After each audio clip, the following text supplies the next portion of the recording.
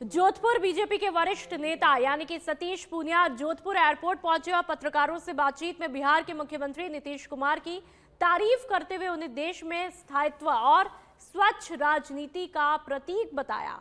उन्होंने कहा कि नीतीश कुमार ने अटल बिहारी वाजपेयी जी के साथ देश के स्थायित्व और नरेंद्र मोदी के साथ में यानी कि प्रधानमंत्री नरेंद्र मोदी के साथ लोकतंत्र की मजबूती के लिए खड़े होकर एक उदाहरण पेश किया है।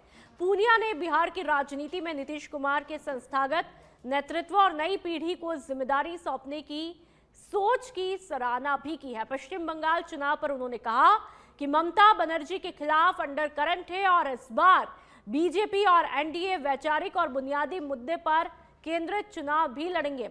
राजस्थान के पंचायत चुनाव पर पूनिया ने कांग्रेस पर आरोप लगाते हुए कहा कि प्रदेश में पिछली सरकार की सीमांकन और चुनाव में देरी की वजह से समस्या हुई, लेकिन बीजेपी सरकार पंचायती राज को मजबूत करके व्यवस्थित चुनाव कराना चाहती है। उन्होंने कहा कि विधानसभा सेशन में जनता के मुद्दे उठाने चाहिए और हंगामा करने वाली कांग्रेस सत्ता से बाहर होने की बौखलाहट में दोषी है। तो बीजेपी के पूर्व प्रदेशाध्यक्ष सतीश पूनिया जोधपुर पहुंचे और वहां पर खुलकर के बयान वो देते हैं।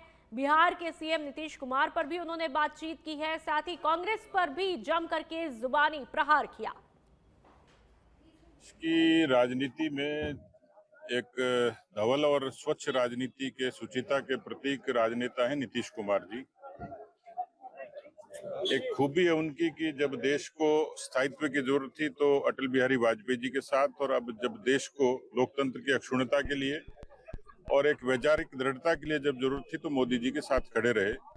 बिहार की राजनीति नहीं, देश की राजनीति में उन्होंने एक उदाहरण पेश किया है।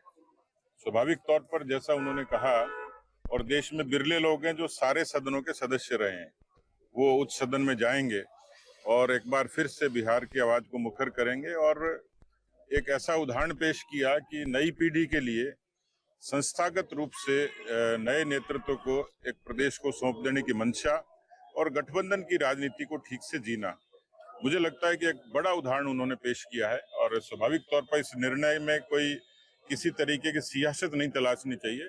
इस निर्णय की और इस घटना की पवित्रता को देखा जाना चाहिए। सर, पश्चिम बंगाल में चुनाव भी है, बीजेपी जो है पूर्ण तैयारी कर चुकी है, क्या वहाँ परिवर्तन देखा जाएगा? पश्चिम बंगाल में ममता के खिलाफ अंडर करंट है और इस बार वैचारिक मुद्दों पर भी और बुनियादी मुद्दों पर भी